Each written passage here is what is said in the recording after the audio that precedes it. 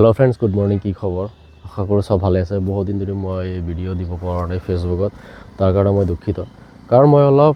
কাম কৰি আছো কামৰ মাজত অলপ ব্যস্ততা আছো সময় পোৱা নাই সেই কাৰণে মই ভিডিও দিব পৰা নাই যেন আজি হল 26 তাৰিখ আৰু আমাৰ যিখন নৰ্থ ইষ্টত যিখন ইস্তেমা চলি আছে দৰঙৰ টাংনিত আপোনালোকে গমেই পায় আজি হল দ্বিতীয় দিনাখন আৰু আজি হল শুক্ৰবাৰ তো ভাবিছো যে মানে কি প্ৰথম দিনা যাব পৰা নাই তো যেন নহক আজি যাম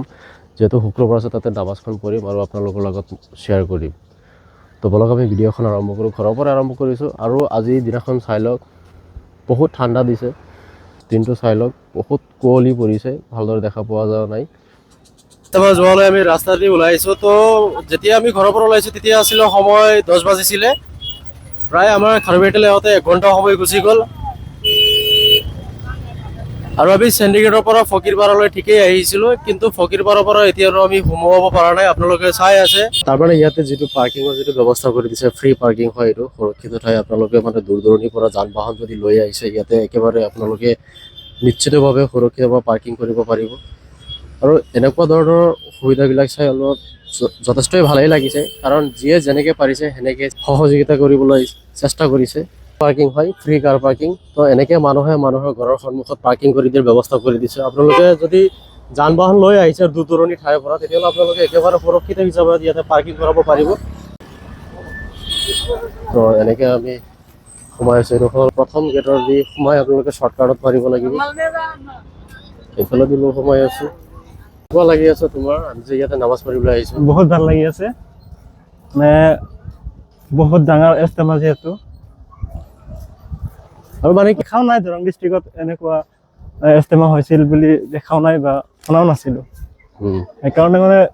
বহুত ভাল লাগিছে কাৰণ নেক্সট টাইমত আমি এনেকুৱা ধৰণৰ সুযোগ আৰু পাম নে নাই তাৰ কোনো গেৰাণ্টি নাই যিহেতু আমাৰ ঘৰৰ ওচৰৰ বস্তু হয় তো নিশ্চয়কৈ আপোনালোকে অহাৰ কাৰণে চেষ্টা কৰিব তো আমি মানে কি প্ৰথম দিনত আহিব পৰা নাই কিবা কাম আছিলে তো আমি কাম কৰি থাকোঁ আমি সময় নাপাওঁ সদায় আজি সময়ো পাইছোঁ আৰু আজি হ'ল ফ্ৰাইডে তো ভাবিছোঁ ইয়াতে জুমাৰ নামাজখন আমি আদায় কৰিম তো প্ৰথমতে মানে কি আমি আহাৰ মানে আমাৰ লেট হৈ গ'ল ঘৰৰ পৰা ওলাওঁতে আমাৰ লেট হৈ গৈছে একচুৱেলি আমাৰ ওলাব লাগিছিল ৰাতিপুৱা সময়ত ন তো সেইকাৰণে মানে এতিয়া অলপ লেট হৈ গৈছে তথাপিও মানে 10টামান বজাত ওলালো তথাপি মানে দেৰিয়ে হৈ গ'ল বহুত দেৰি ৰাস্তাত ভিডিঅ'ত দেখা পাই আছে কিজানি আপোনালোকে চাই লওক এতিয়ালৈকে বহুত মানুহ দেখা গৈ আছে তো এইটো হ'ল পেণ্ডেল মোবাইলত দেখা গৈ আছে আৰু নাই গম নাপাওঁ আৰু বহুতখিনি যাব লাগিব আমাৰ আজান হ'ব আৰু 1:15 তাৰমানে নৰ্মেলি জুমাৰ নামাজ হয় 12টা বজাত তো ইয়াতে আধা ঘণ্টা সময় আৰু বঢ়াই দিয়া হৈছে কাৰণ এতিয়ালৈকে মানুহবিলাক আহি পোৱা নাই তো এইটোৱে বাৰে বাৰে এনাউন্স কৰি দি আছে যে জুমাৰ নামাজ যিটো আছে সেইটো 12:30টাত আৰম্ভ হ'ব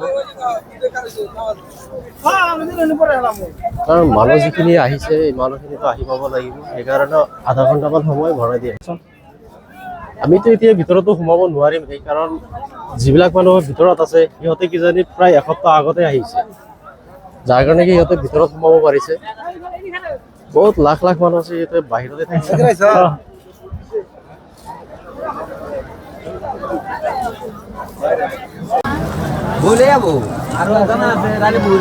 আমি ইয়াতে বহিলোঁ ভালেই হ'ল ঠাইখিনি আমি চাৰ তলতে পাইছোঁ তো এইফালে মই আৰু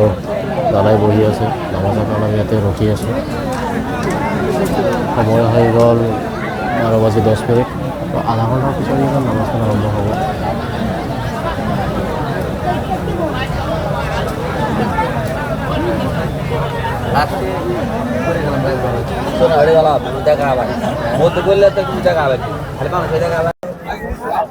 এইমাত্ৰ আমি জুম্মা নামাজ শেষ কৰিলোঁ আৰু সময় হৈ গৈছে প্ৰায় 2টা বাজি গৈছে তো এতিয়া আমি অলপ কিবা কিবি খাম আৰু ইয়াতে যিখিনি চাব লগা যিখিনি বস্তু আছে এতিয়া আমি অলপ চাম তাৰপিছত আমি নেক্সট আমি ঘৰলৈ গুচি যাম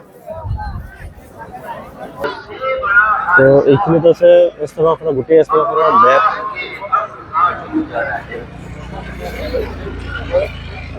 लेकिन हमारी मुश्किल ये है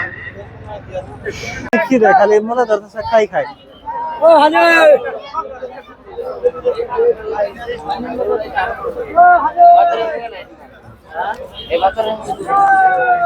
দোকানবিলাক চাই লওক, ইয়াতে বিভিন্ন ধৰণৰ দোকান আহিছে, কি কি বস্তু নাপাব আপোনালোকে ইয়াতে।